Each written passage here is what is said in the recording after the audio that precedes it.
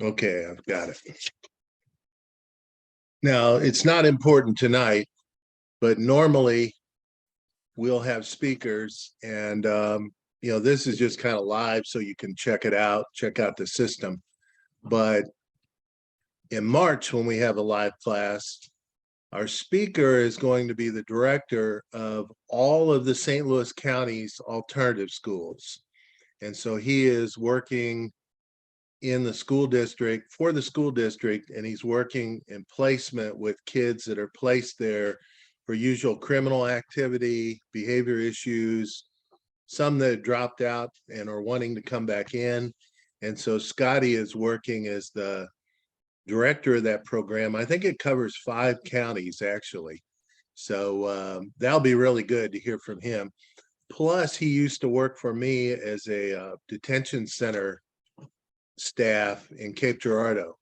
And so I am sure we're going to hear some old stories about what I used to do to kids back in the day. We'll let him go ahead and tell all the tales, since he worked for me before he got his doctorate and became this great school administrator. So we'll see if he has any bones to pick or not. But well, I'm glad you guys are on. If anybody wants to speak up or try the chat, go ahead. If you have any issues with the classes yet, I have 2 classes on here tonight. CJ 100, which is the intro to criminal justice. And I also have the juvenile justice class on that I teach. So anybody with any questions or issues, go ahead and bring them up.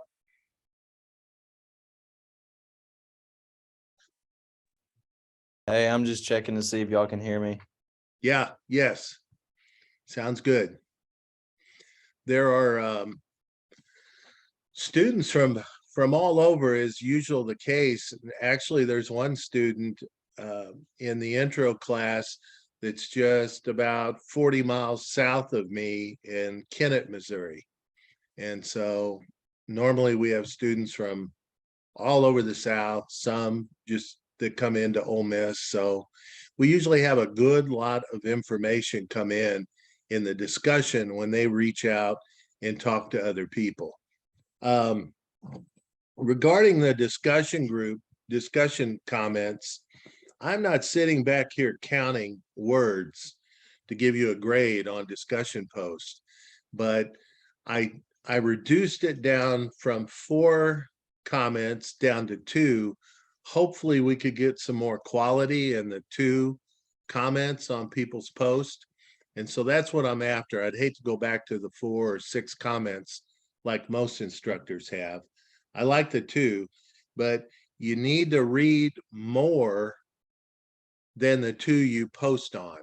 So if you read across and read, say 5 to 10, and I don't feel sorry for you because I'm reading all 65 and always have read everything everybody writes.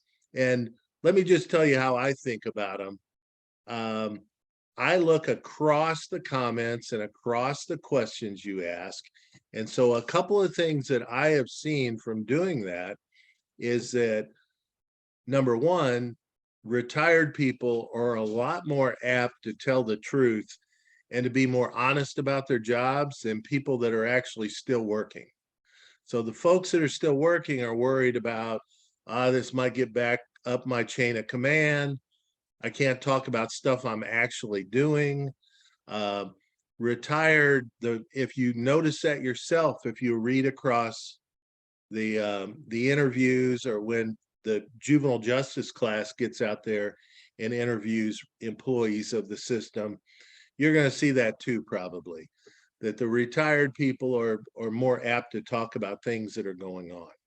So just something that I've seen over the years. Also is the most stress that law enforcement officers have in the field is usually generated by child abuse cases. So they'll either say, we don't like to work them, we won't work them, or we have worked them and now they really bother us. So that's been a real common thread all the years I've had this assignment in my course content. So it's always been the case. Therefore, the more knowledge you have about child abuse cases, the easier it makes for handling those if you happen to get in the field. Or if you don't work with kids at all, let's say you're a correctional officer and you're working as a line supervisor in a prison, in a facility, in a halfway house, whatever, just note that those inmates, when they get calls from home or when they have visits from home, that's going to be the most agitated point that you're going to have in the system, and the most dangerous point.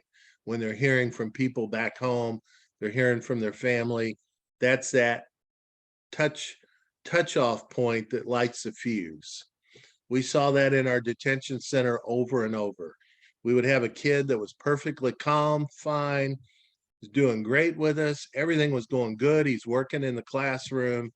He's fine with staff. I have no incident reports. And then mom decides to make a phone call. And that one phone call from mom just sets that kid off for the next 3 days. We had that also with our foster care kids. With the foster care kids that we couldn't return quickly to parents or a guardian or a relative, you wouldn't hear from the parents for months. And then all of a sudden the parent would want to visit. So you'd set up an hour visitation, and they would either be late, they wouldn't show, or they wouldn't stay the whole time for the visit with the kid. You know, they'd stay for 15 minutes just kind of to put everybody out, that everybody worked really hard to set up those visitations. And then they'd say, oh, I got to leave, you know, or I got to go outside and smoke or whatever. And they would bounce. And then the foster parents would have all that trouble with that kid. So it's always the kids, guys.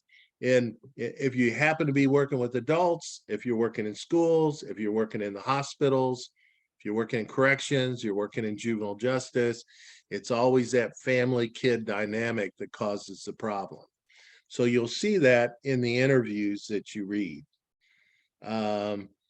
Of course, the other issue's been with us for quite a few years now is the drug use, opiates, fentanyl, methamphetamines in our area. I don't know about where you guys are from, but in our particular part of the Midwest, meth is a whole lot more popular than the opiates. And so we have to deal with the issues from the opiates. So those are kind of questions to ask when you do these interviews. And when the other thing to do in your comments is, let's say you're making a comment on one student's work, don't be afraid to refer to something else that you wrote, that you read in somebody else's work. So you can kind of let that student know, because they might not be reading as widely. So you can say, hey, you might want to look at John Smith's interview. It's either a lot like yours or opposite of yours, or has some different thing that brings to the table. So that just gives you something extra to throw in those discussion comment posts. Okay. Well, my dog's going to sleep. Bless her heart. That's good. That's good. We'll keep it calm. Keep everything calm. So yeah, add that in. Those are good things to add in those discussion forums. I know how hard it is to actually push out day after day something in these online classes, but hopefully those little hints will help you out a little bit. Any other questions or comments about the classes so far?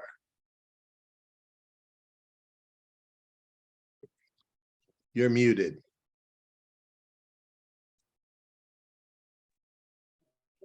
I'm still not sure what we're supposed to turn in about this grant in a week, Yeah. In a week. or is it 2 weeks? No.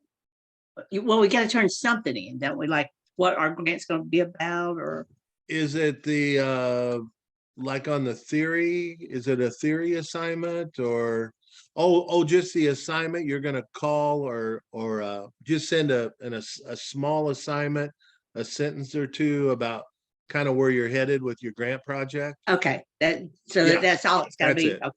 That's it. You already had a theory. And in both classes, I work off a theoretical construct.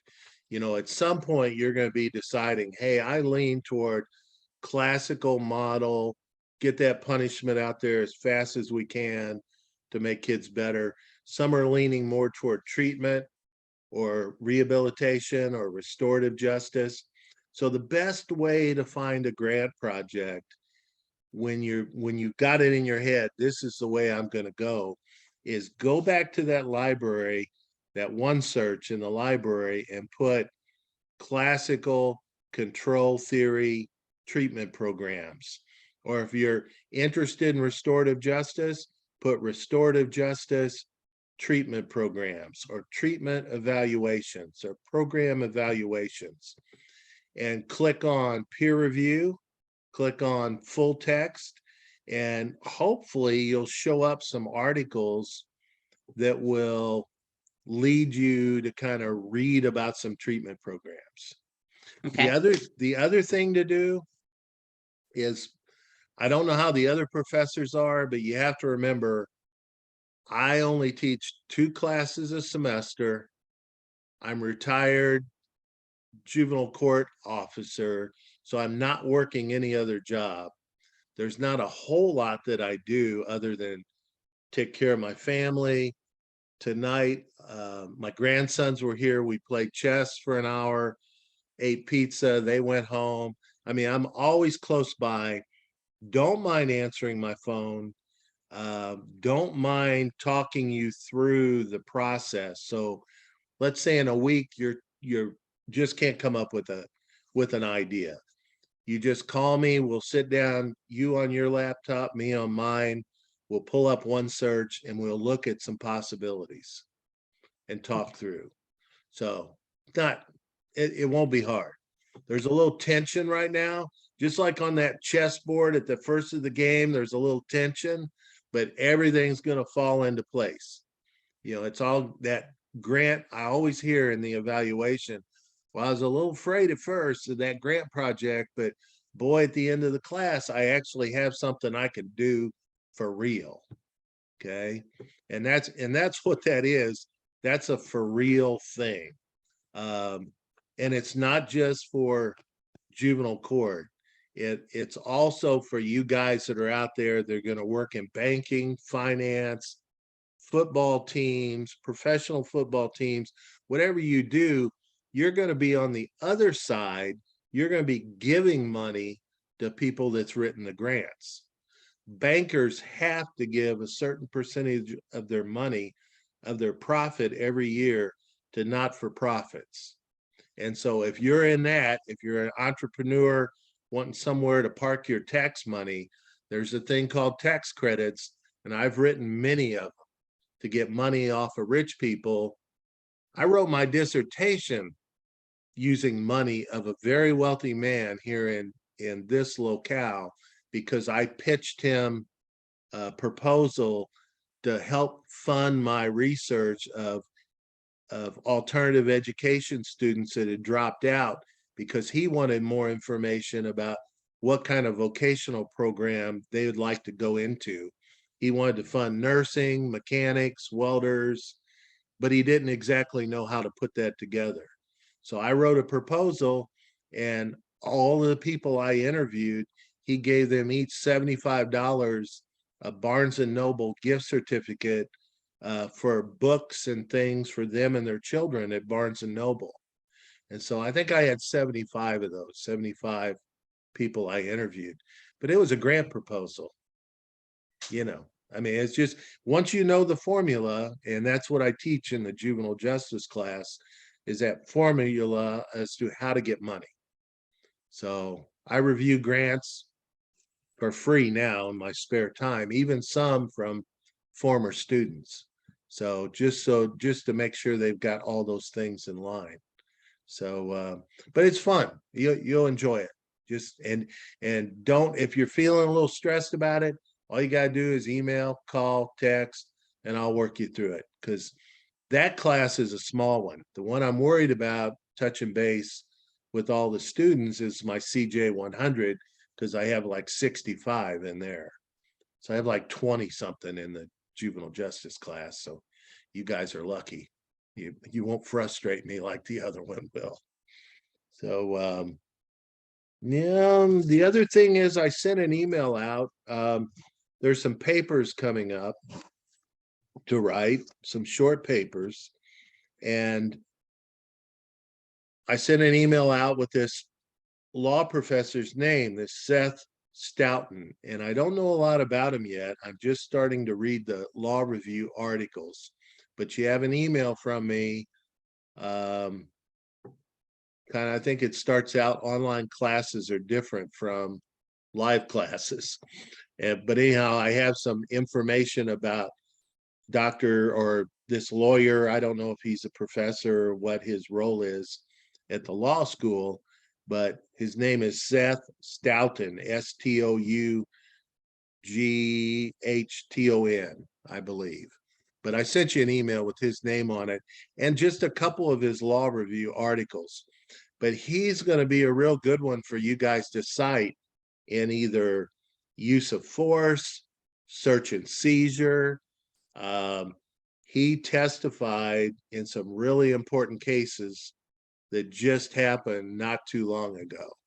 And so he's an expert witness on issues of use of force.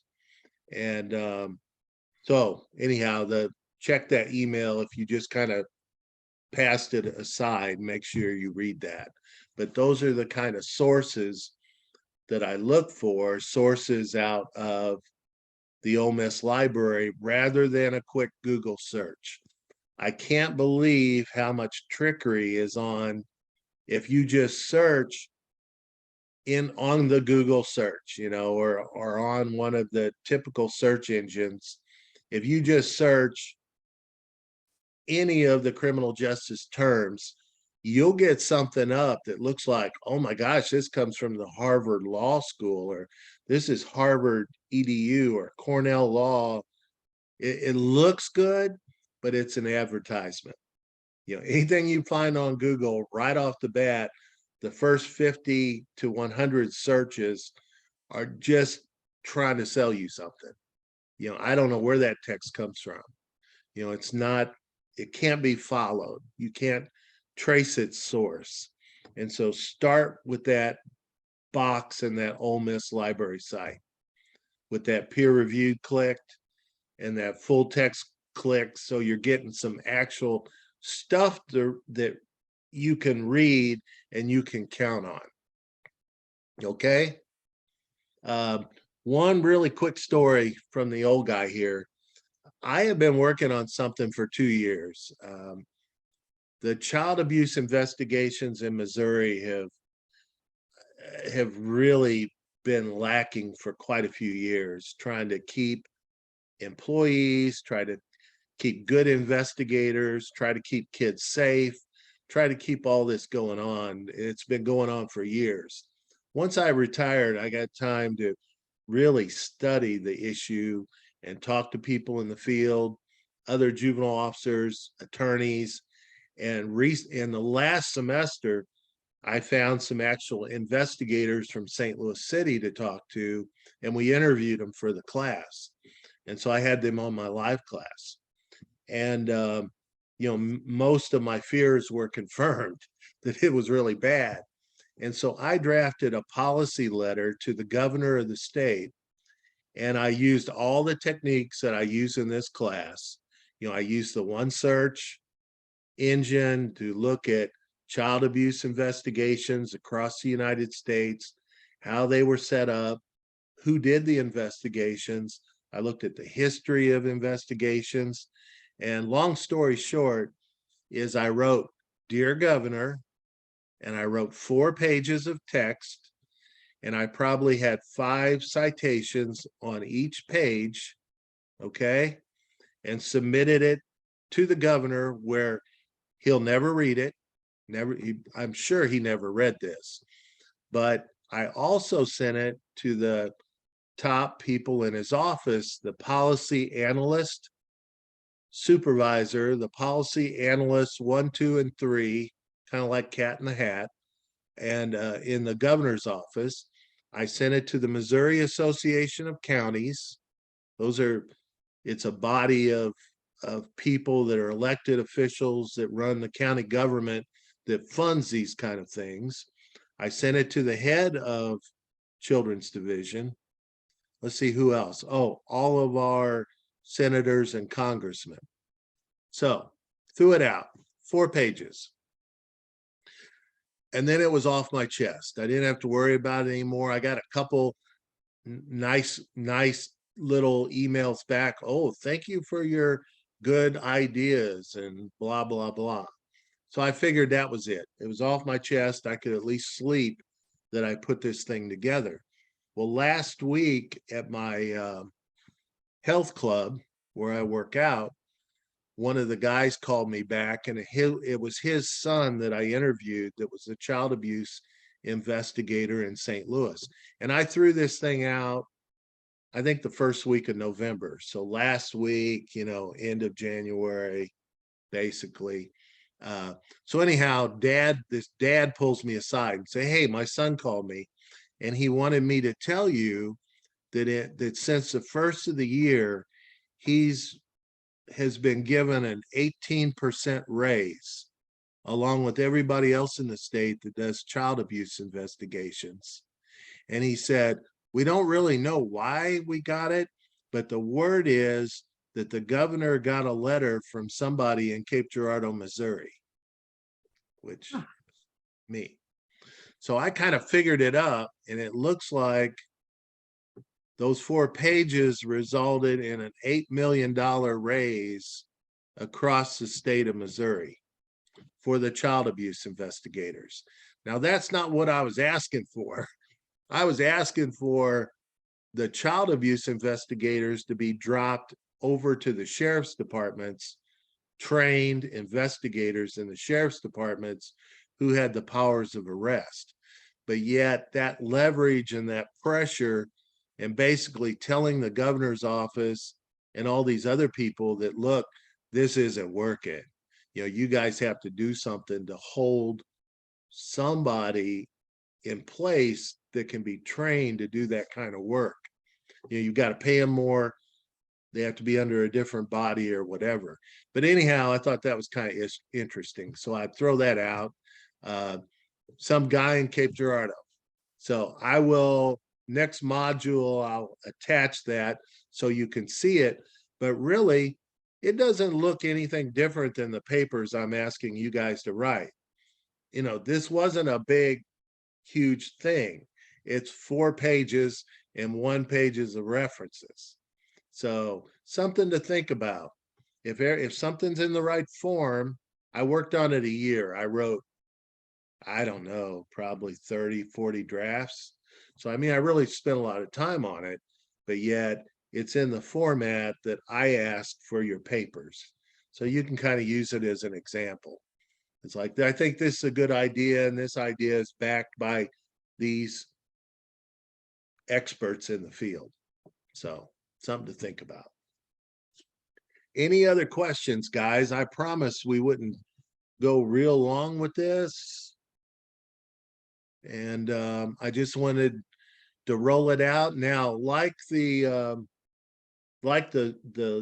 next 2 live classes, I will take this recording and send it through YouTube, and then send out an email to everyone saying, if you want to watch this, or if you're doing something else, you want to watch the recording later and complete the assignment, which is simple, 2 or 3 questions, you can do that. So even though I say that, send the email out, I always get people saying, well, this conflicts with another class, so I guess I'm going to have to miss this assignment. But you don't. I send a recording out. So if you can't make it live, the one in March is during the day. It's like it's a Wednesday, and I think it's at 3 o'clock. So it's like the first week of March, whatever day that is. Let's see. Pull up my calendar real quick. March, maybe it's the 8th. It's either the 1st or the 8th.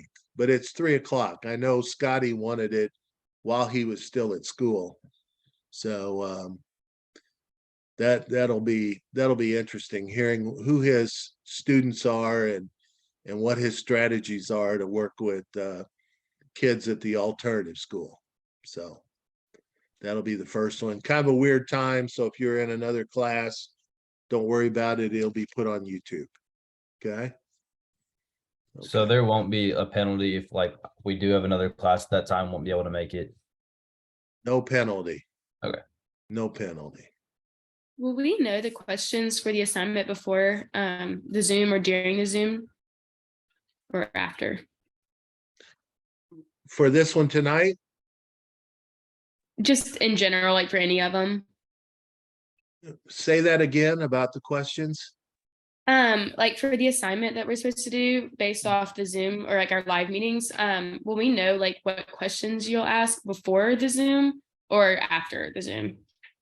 After the Zoom, because I don't really know the questions till I actually do this live interview with people to see what they're going to say. But they're not trick. It's not, it's very simple stuff. If you've watched it, you pretty much will have it. So it's, yeah. And I don't believe in those tricks, guys. I mean, I had so many years of school. I've been tricked too many times myself, so I don't feel like I can trick anybody. Well, it was just a long road, let's put it that way. Very long road getting my doctorate and going through what I've gone through. So I learned a long time ago how to treat people. You don't stress them out. You learn more when you're not stressed out. We try to get things done on deadline because that's when the most people are reading those comments and reading the information. But something comes up, if you're in the ballpark of a day or two of an assignment, it doesn't bother me a bit. So I like good work and I like good research. I'm doing a lot of good research myself now on some things that happened in this county 120 years ago that might be part of a book someday.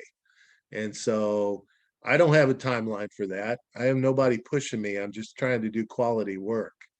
So that's what I like to see from you guys. But I know you're pulled 10 different ways because you're students, you have other classes.